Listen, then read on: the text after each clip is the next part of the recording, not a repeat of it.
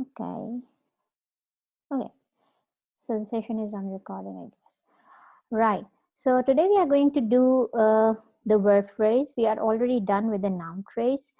As in the noun phrase, we need to have a head noun. Okay. The rest of the things become optional, right? And then we also studied that noun phrase has 4 slots, and the head noun lies on the 3rd slot. Okay. So similarly, in the verb phrase, there has to be a head verb, right? We do not have slots as we have in the noun phrase, but of course, there has to be a verb. Now, this verb or the head verb can be in 2 forms. Okay, either it's the main verb, okay, and along with this main verb, we can have an auxiliary also. Okay, so we will look at the example. I think the screen is shared with you. It's from your book, and all of you have this in soft, I guess, and in hard as well. I prefer that you have this in hard.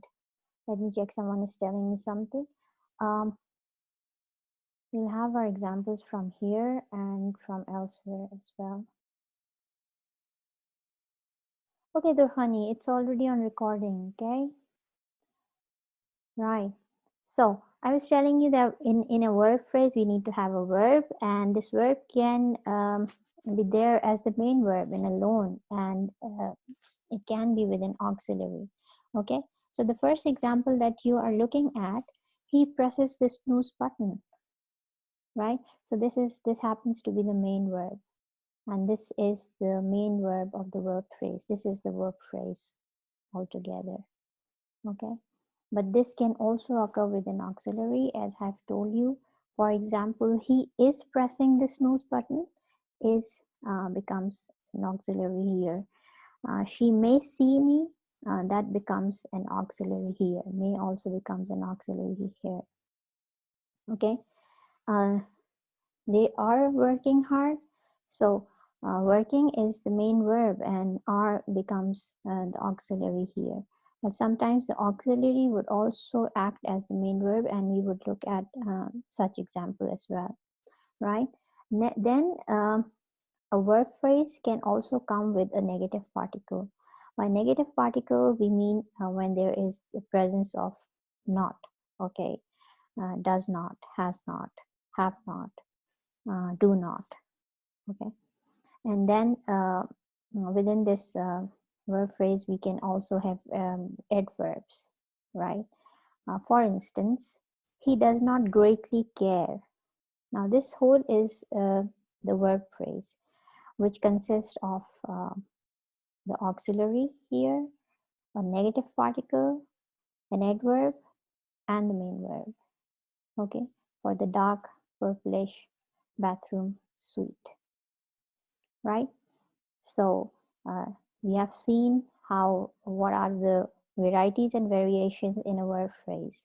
The main verb without any auxiliary, okay, or without any negative particle. Then the verb phrase with an auxiliary, okay, and then a verb phrase with a negative particle, auxiliary, adverb, and the main verb, okay. Now, I have always wanted an ensuite bathroom. Now, have here is auxiliary. We have represent have auxiliary, and then this is the main verb here, and always is the adverb, right? So these are some of the variations, right? So what we can conclude from these examples, and we would be looking at more examples in a while, is that a noun, a verb phrase should necessarily have a verb, okay? It can come with a combination of auxiliaries, or with a negative particle, and sometimes with an adverb, but necessarily a verb, okay? So here you would see that the first verb in the verb phrase has tense, right? This is tense. Which tense? The present tense. Okay. Now, one more thing which is really particular to the verb phrase is that only verb phrases have tense, or only verb has tenses. Noun do not have tenses. Adjectives do not have tenses. Adverbs do not have tenses. So if you want to identify if that is the verb or the verb phrase, it should have a tense. Okay. Then secondly, verb also has a person, right?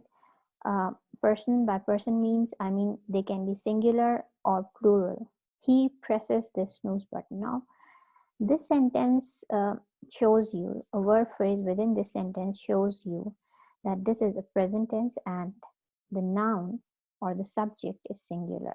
Okay, so verb shows you the tense, right? And the verb shows you the singularity or the plurality of the noun that is attached with it. Okay, now let me add few of your class fellows here. Okay, so you would see he presses the snooze button. Now this gives you information about the tense, that it is present tense, and the noun that is associated or the subject that is associated with it is, singular. Okay, as I've told you that it is only the quality of verb to change its tense, right? So when we say that this is the verb, that means it can change. He pressed the snooze button. Okay, and then when we say that he does not greatly care for the dark purplish bathroom suite, so here also this auxiliary shows you the singularity of the subject. Okay, he does not, they do not greatly care.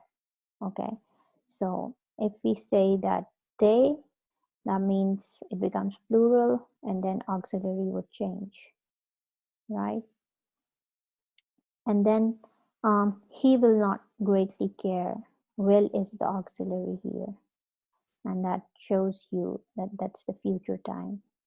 Okay, for the dark purplish bathroom suite, right? So other than that, we need to differentiate between basically two kinds of verbs. Okay, one is finite and the other is non-finite. Okay, we do not say it finite and infinite, we say finite and non-finite, right? Finite verbs, they agree in person and number with the subject noun phrase, and we have already seen this demonstration. I have told you that this is singular, that is why it is with the auxiliary does, he does not, and this is plural, so this is with an auxiliary, they do not. Okay, and I just said that there are two main kinds of verbs. One is finite and the other is not finite. So finite ones give you this information of tense and number. Okay, that means the other kind, non-finite, doesn't give you this information. Okay, so this is how we differentiate between the finite and the non-finite. We look at each of these examples in a while, and we would be doing finite and infinite, or sorry, non-finite in detail. But let me, clarify this difference, and then we would go to the examples that are in your book. Okay, so finite verbs change their forms. And by changing their forms, we mean that they change their forms according to the tense, and they change their form according to the singularity or the plurality of the subject that is attached to them. Okay, other than that, just hold on, someone is saying something. Okay, Mazib is talking about how numbers means plural or singular. See, this is plural and this is singular. Okay, so where does the difference lie when it is in the present tense? Okay, and for example, he does not greatly care, or he cares. Okay, they do not greatly care. See, the change of auxiliary is due to the number. Here it is singular he, and here it is plural he. Okay, so this is how we say that, they change in number, and they have to agree with the subject, and this whole thing is called as subject verb agreement, right? Shehzadi Fiza is unable to hear me. I don't know. Perhaps Shehzadi, that is something is wrong with your connection, because most of them are able to hear me. Okay, so having said that, this happens when your verb is finite. Okay, and this is not the characteristic of non-finite verb. So finite verbs change their form when there is a change in the number or person of the subject. Okay, and this is the quality that we are talking about, the verbs, and the quality of the finite verb is to show different forms in different tenses, right? So there are mainly two kind of verbs. Whatever we were dealing with right now until now is finite verb, because finite verbs are those verbs which change their forms when there is a change in the number or person of the subject.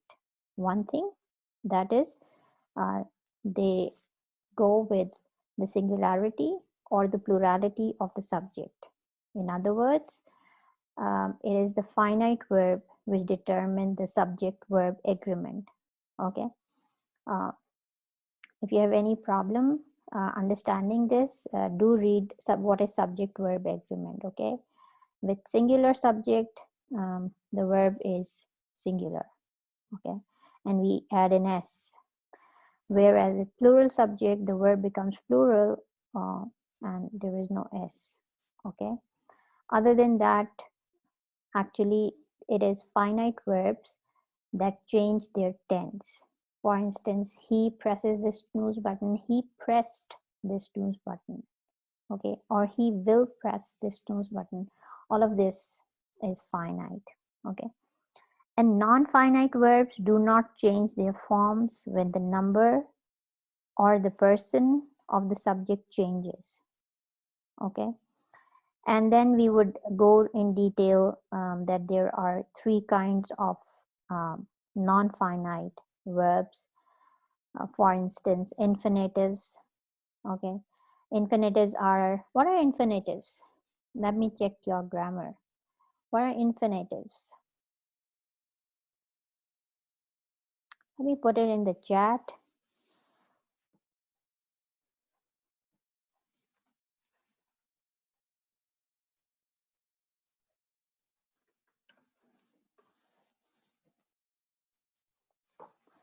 Kasfa is saying,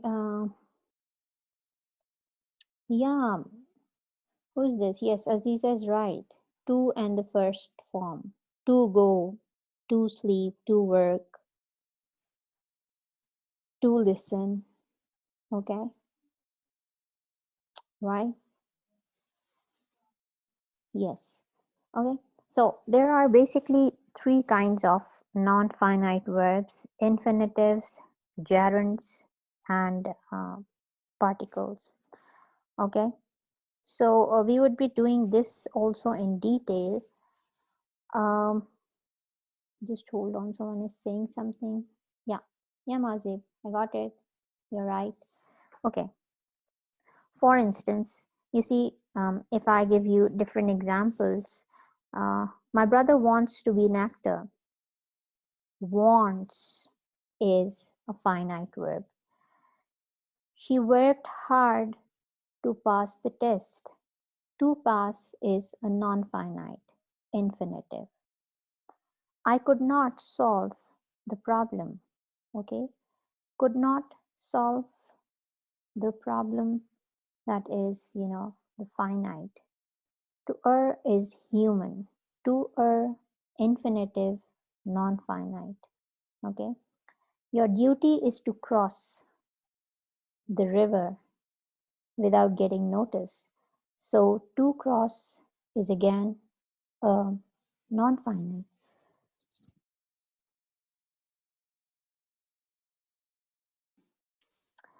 Right? The doctor is attending to the injured people.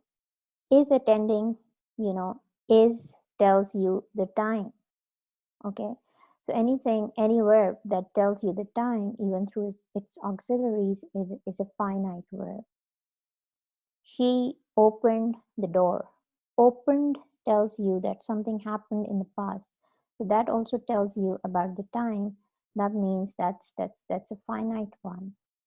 Okay, so we would be looking at the finite and the non-finite in detail, and this is what it is all about. Okay, so getting back to these examples. Now, whatever we have done in these examples, we have talked about the finite verbs because they tell us about the number and the person. Okay, just remember to simplify things, that if the verb tells you about the tense and about the number, about the subject verb agreement, that's a finite one. Okay, and their presence within the text has stylistically a different kind of significance. Okay, because I'll show you examples where the writers can have an option to use finite or non-finite verbs, and they choose one, and their choice has a stylistic significance. Okay, now um, we have already learned in the initial classes that we would be discussing the grammatical elements in stylistics, but their significance in stylistic is different because they work differently. For instance, yesterday we saw that grammatically the second person in English is you, but stylistically we saw that this one you can be used in a variety of ways, as singular, as plural, as inclusive, as exclusive, and sometimes to refer to one own self, as we have seen in the example of the text related to the old woman. Okay, instead of first person, second person can be used, and this is how the style of different writers vary. Similarly, today we are going to see that in grammar, present tense means something that is happening right now. Okay, but stylistically, writers can use present tense to show something that has already happened, or something that happens regularly, or sometimes for the future also. So it would have different uses. Strictly speaking, what grammar tells us about the use of tenses, it doesn't remain the same when it comes to stylistics or people's style of writing. Okay. Now, this is what these are the examples. You can read on your own as well, because we have done this. Okay, so this tells you about the tense. The only escape is tells you about the tense. For him to press, infinitive, non-finite, the snooze button. So within one sentence you have a finite one. Okay, right? And this is the example while I was telling you that sometimes a verb phrase does not have the main verb, right? So this is the one, and auxiliary is the main verb here. The only escape is for him. This is the main verb here, okay? And this is the finite verb here. Why finite? Why is this finite? The only escape is for him. Why is this finite? Let me add few of your class fellows till you give me the answers. Why this is finite? Why is this finite? That's an auxiliary. How can auxiliary be finite?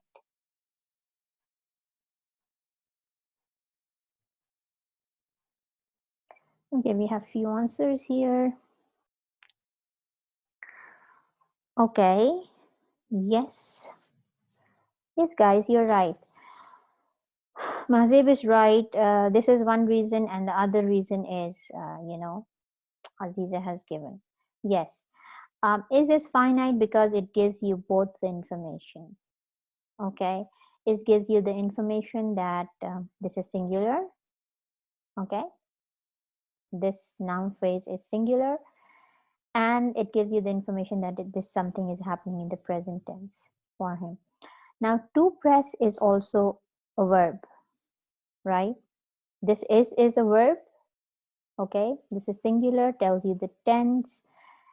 To press is non-finite. And why is this non-finite? Why is this non-finite? To press, just not because it's an infinitive, but why is it not finite?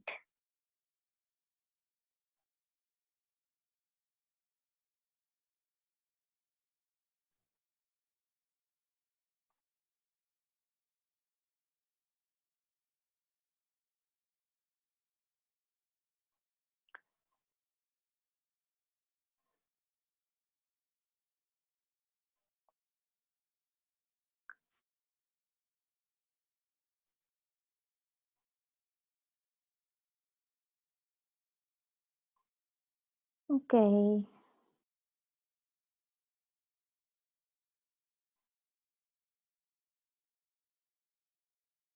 Okay, right. See, this is not, this is non-finite. Yes, Rabia is right, Mazib and Aziza and Anila, all of these have given the correct answer, because you see, to press, it does not give you information about the tense, and it does not give you information about the number. Okay. Now here, look here, not caring greatly for the bathroom suite he kept. Okay, guys, after 10 minutes, we will be disconnected and we'll get connected again. Anyway, he kept, right? So this is finite because it tells you about the tense. Okay. Not caring, it doesn't tell you about the tense or the time or the number. Okay. Similar is the case with C, finite, non-finite. Wanted by no one, the room with the ensuite bathroom was empty. Was is the finite. Okay, because it tells you about the time. How about wanted? How about wanted?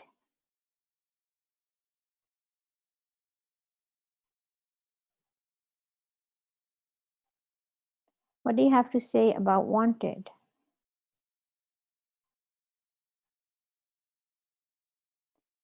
Is wanted finite or non-finite?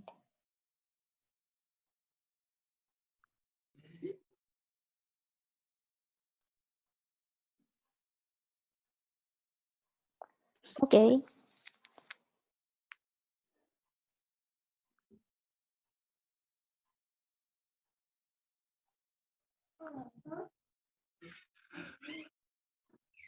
Anyone who says that wanted is not non-finite?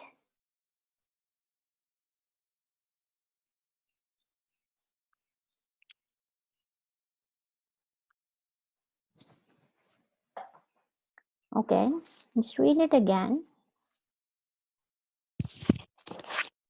Who's this? Asma, please mute yourself.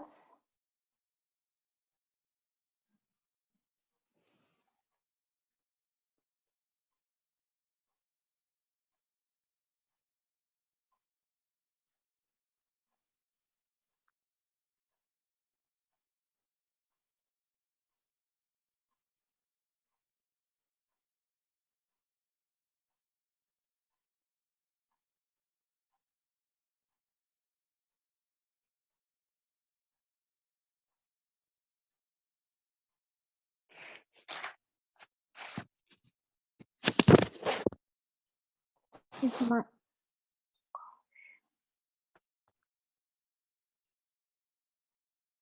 Okay, guys, so what is your decision?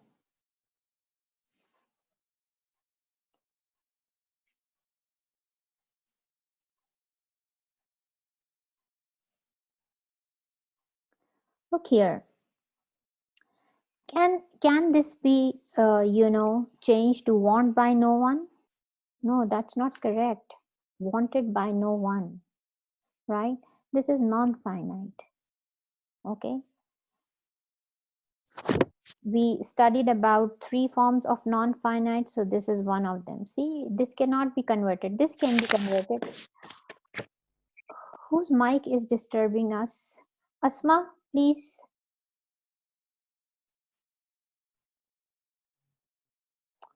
Okay.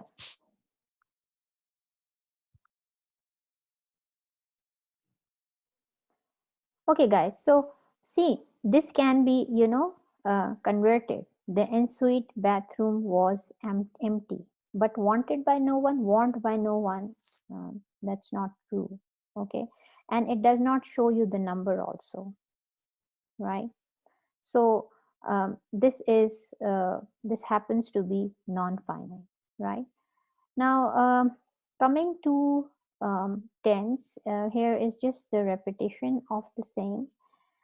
Um, so we can, just skip this. We would be doing these active passive in a while. But what I would like you to do while this Zoom session ends is to read task 2. Okay, we are not reading task 1. Text 1, we are not doing it, but text 2, we would be doing this one, text 2. Okay, at 9:30 a.m. If we, get disconnected, I would like you to read this and then we would get connected back. But right now, let's do the finite verb phrases.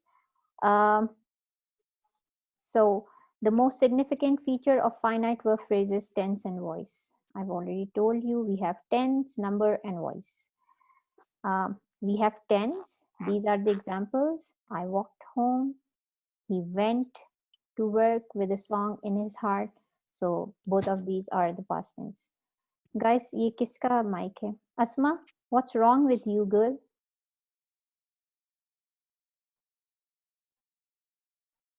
I mute you and then you unmute yourself.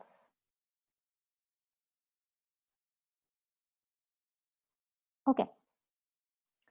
So, right now, I was telling you that grammatically things are different than stylistically. So, while we are talking about the present tense, present tense is just not used for things happening right now. Present tense can be used for a number of purposes. Okay. For instance, simple present tense can be used for habitual event. By habitual event, we mean that what habitually takes place. Like, for instance, you can say that I get up in the morning, I get ready for the university, then I catch the bus, I reach the campus. Okay, so it is not that everything is happening there and then, but while you are talking about habitual events that happen every day, you can use present tense. Okay, for instance, I have given you one example. Another example is here. In the morning, I clean up some, I walk his Dalmatian Andrew. Then I come back and cook, stash, 2 pouched eggs, raisins, tea biscuits, coffee with 3 spoons sugar. Usually around this time of the day, the doorman buzzes on the intercom. See, buzzes, clean, walk, come. Okay, so have to go down to pick up a package or run to the store for more cigarettes, whatever. And Stash goes off to work. Okay, so all of this, you see, the whole passage is in the present tense, right? And we are talking about how present tense can be used differently. So the first use of present tense is to indicate the habitual events.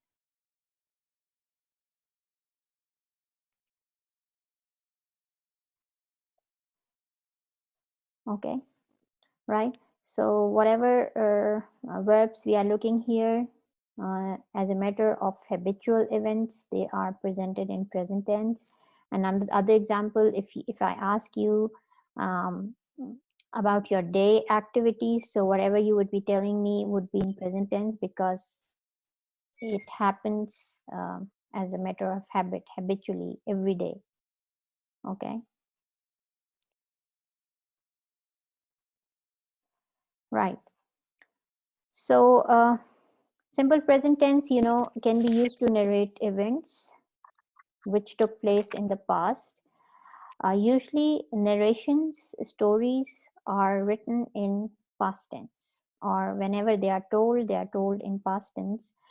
But here, we can have this in the present tense also.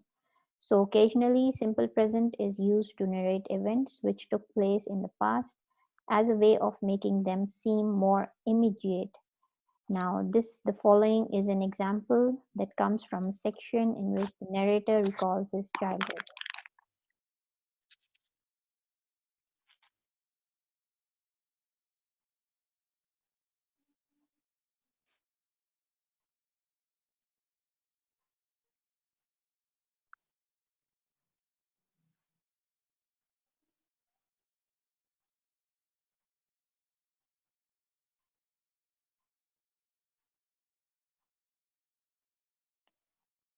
Okay. So, and Dick, while now he's narrating his childhood, okay? So, most of the time in narration, whenever the story is told, strictly grammatically speaking, um, the tense that is used is the past tense, but this can be